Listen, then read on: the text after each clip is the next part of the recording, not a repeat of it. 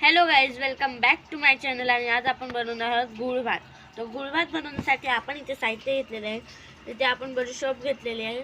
इथे आपण 7 ते 8 बदाम कापून घेतलेले आहेत.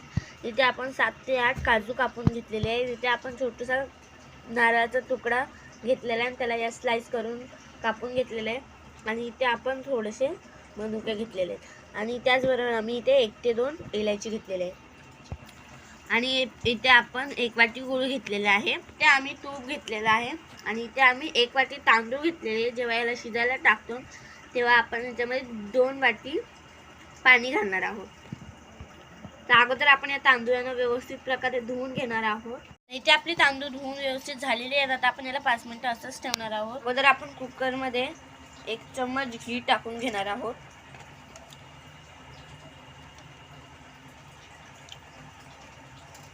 आपण ड्रायफ्रुट्स भाजून घेणार आहोत.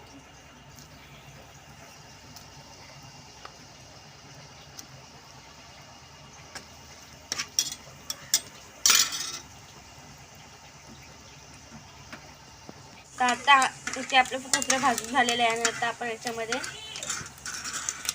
मनुके ऍड करणार आहोत.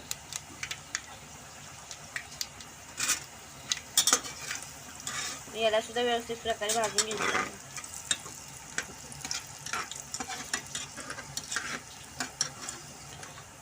आणि आता आपण बाकी सगळं साहित्य ऍड करून घेणार आहोत.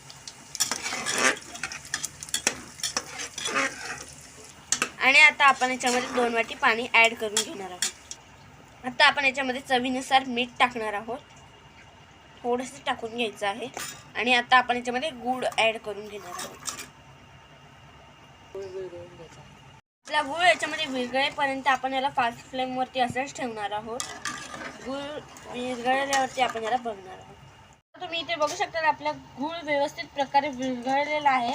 आणि आता आपण याच्यामध्ये आपले तांदूळ टाकून घेणार आहोत. तर आता आपण याला 2 शिट्ट्या करून घेणार आहोत. मग तिसऱ्या शिट्टीवरती आपल्याला याची फ्लेम कमी करायची आहे, जेणेकरून तांदूळ खालती लागू नयेत म्हणून. तर आपण अगोदर याला आता ढक्कन लावून घेणार आहोत. आपली दुसरी शिट्टी झालेली आहे. आता आपण फ्लेम कमी करून घेणार आहोत. तर इथे अशा प्रकारे आमचा गुळ भात रेडी झालेला आहे. तुम्ही बघू शकता किती छान प्रकारे झालेला आहे. याच्या आम्ही 3 शिट्ट्या करून भात बाजूला काढलं होतं, तरी पण खूप छान झालेला आहे. तर आता आपण याला सर्व करायला घेणार आहोत. तर तुम्ही बघू शकता इथे आपला गुळ भात किती व्यवस्थित प्रकारे रेडी झालेला आहे. खूप सॉफ्टही झालेला आहे. तर तुम्ही रेसिपी नक्की ट्राय करा आणि आम्हाला कमेंट्समध्ये सांगा की तुमचा गुळ भात कसा झाला. आणि आमच्या या रेसिपीला लाईक करा, चॅनलला सबस्क्राईब करा.